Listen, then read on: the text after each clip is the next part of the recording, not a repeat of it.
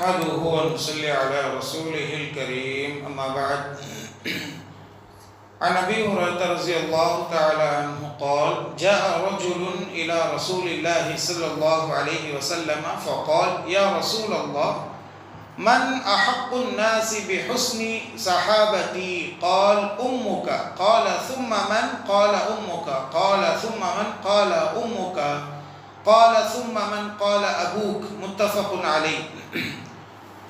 محترم بھائیو، صحیح بخاری اور صحیح مسلم کی ایک حدیث آپ کے سامنے پڑھی گئی ہے۔ حدیث کے راوی ابو ہریرہ رضی اللہ تعالیٰ عنہ ہیں۔ وہ فرماتے ہیں ایک آدمی پیارے نبی صلی اللہ علیہ وسلم کی خدمت میں حاضر ہوا اور پوچھنے لگا، اے اللہ کے رسول صلی اللہ علیہ وسلم، میرے حسن سلوک کا سب سے زیادہ مستحق کون ہے؟ یعنی کون ایسے آدمی ہیں جس کے ساتھ میں سب سے اچھا سلوک کروں؟ میرے اطراف و اکناف رہنے والوں میں سب سے زیادہ کس کے ساتھ میں اچھا سلوک کروں؟ کون ہے میرے سب سے زیادہ حسن سلوک کے حقدار؟ تو پیارے نبی صلی اللہ علیہ وسلم نے فرمایا تمہاری ماں۔ اس نے پوچھا پھر کون ہے؟ تو آپ صلی اللہ علیہ وسلم نے فرمایا تمہاری ماں۔ اس نے پوچھا پھر کون ہے؟ تو پیارے نبی صلی اللہ علیہ وسلم نے فرمایا تمہارا باپ۔ اس حدیث کے اندر 2 مرتبہ ماں کا ذکر ہے اور تیسری مرتبہ باپ کا ذکر ہے، اور دوسری حدیثوں کے اندر دوسری روایت میں ہے تو پیارے نبی صلی اللہ علیہ وسلم نے صحابی کے سوال پوچھنے پر سب سے زیادہ میرے حسن سلوک کا حقدار کون ہے؟ تو پیارے نبی صلی اللہ علیہ وسلم نے 3 مرتبہ جواب دیا تمہاری ماں، تمہاری ماں، تمہاری ماں۔ اس کے بعد چوتھی مرتبہ پیارے نبی صلی اللہ علیہ وسلم نے کہا تمہارا باپ۔ اس حدیث کے اندر دیکھیے پیارے نبی صلی اللہ علیہ وسلم ماں باپ کے ساتھ حسن سلوک کی تعلیم دے رہے ہیں۔ سب سے پہلی بات، اس کے اندر بھی ماں کا مقام باپ کے مقابلے میں 3 درجے زیادہ بتلایا گیا ہے۔ اس کی وجہ کیا ہے؟ اس کی وجہ علماء بتلاتے ہیں، سب سے پہلی وجہ یہ بتلاتے ہیں کہ چونکہ ایک عورت ہونے کے ناطے ماں کمزور ہوتی ہے، باپ کے مقابلے میں اس کے ساتھ زیادہ سے زیادہ اچھا سلوک کرنا چاہیے۔ ماں باپ کے مقابلے میں تھوڑا کمزور ہونے کی وجہ سے اس کے ساتھ زیادہ اچھا سلوک کرنے کا حقدار وہ بنتی ہے۔ اور دوسری بات علماء بتلاتے ہیں کہ اللہ کے نبی صلی اللہ علیہ وسلم نے ماں کو 3 درجے اونچے کیوں رکھا باپ کے مقابلے میں؟ اس لیے کہ ماں اپنے زندگی میں اپنی اولاد کے لیے ایسے کام کرتی ہے جس میں باپ شریک نہیں ہوتا۔ 3 مرحلے میں، سب سے پہلا مرحلہ غور سے سننا، ماں 9 مہینے اپنے بچے کو پیٹ میں پالتی ہے، باپ اس میں شریک نہیں ہوتا۔ اور اسی طریقے سے ماں بچے کو جنم دیتی ہے، اور وہ جچگی کا مرحلہ ہے، اللہ اکبر، وہ موت و حیات کا مرحلہ ہے۔ موت کے منہ میں جا کر ماں باہر نکلتی ہے جچگی کے مرحلے میں۔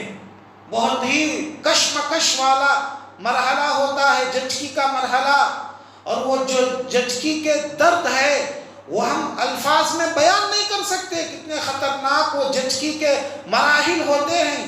پیارے نبی صلی اللہ علیہ وسلم نے اسی لیے فرمایا کہ اگر کوئی ماں جچگی کے درد نہ سہتے ہوئے اگر وہ مر جاتی ہے، اس کا مقام شہادت کا مقام ہے، اس لیے کہ وہ مرحلہ اتنا خطرناک، اتنا نازک ہوتا ہے۔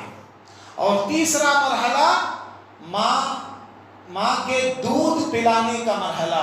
2 سال تک ماں اپنے بچے کو دودھ پلاتی ہے، اور وہ دودھ پلانے کے درمیان میں کئی راتوں کی نیند قربان کرتی ہے، اور دودھ پلانے کی وجہ سے اس کے خوبصورتی میں بھی فرق آتا ہے، اس کے باوجود بھی وہ دودھ پلانا نہیں چھوڑتی۔ یہ 3 مرحلے ہیں ماں کی ممتا۔ یہ 3 مرحلوں میں اپنے بچے کے قریب ہوتی ہے، اور باپ اس میں شریک نہیں ہوتا. اسی لیے پیارے نبی صلی اللہ علیہ وسلم نے ماں کے مقام کو باپ کے مقابلے میں 3 گنا بڑھا کر پیش کیا ہے. اور اس کا ہرگز یہ مطلب نہیں کہ باپ کا کوئی مقام نہیں ہے، نہیں، باپ کا بھی بڑا مقام ہے. پیارے نبی صلی اللہ علیہ وسلم نے باپ کو جنت کے دروازوں میں سے بیچ کا دروازہ قرار دیا، اور جب دروازہ ہی نہیں کھلے گا تو جنت میں کہاں سے جائیں گے؟ تو دروازہ کھلنے کے لیے پہلے باپ کو خوش رکھنا پڑے گا، باپ کے ساتھ اچھا سلوک کرنا پڑے گا جی. اور قرآن مجید اگر آپ پڑھیں گے تو قرآن مجید کے اندر ماں اور باپ دونوں کے ساتھ حسن سلوک کرنے کی تعلیم دی گئی ہے، اور دونوں کے بارے میں کہا گیا وَقُلْ لَهُمَا قَوْلًا كَرِيمًا. ماں باپ دونوں سے، ماں سے بھی باپ سے بھی بڑے نرمی سے ادب سے بات کرو. اور کہا وَلَا تَقُلْ لَهُمَا اُف، ان دونوں کو اف تک نہ بولو.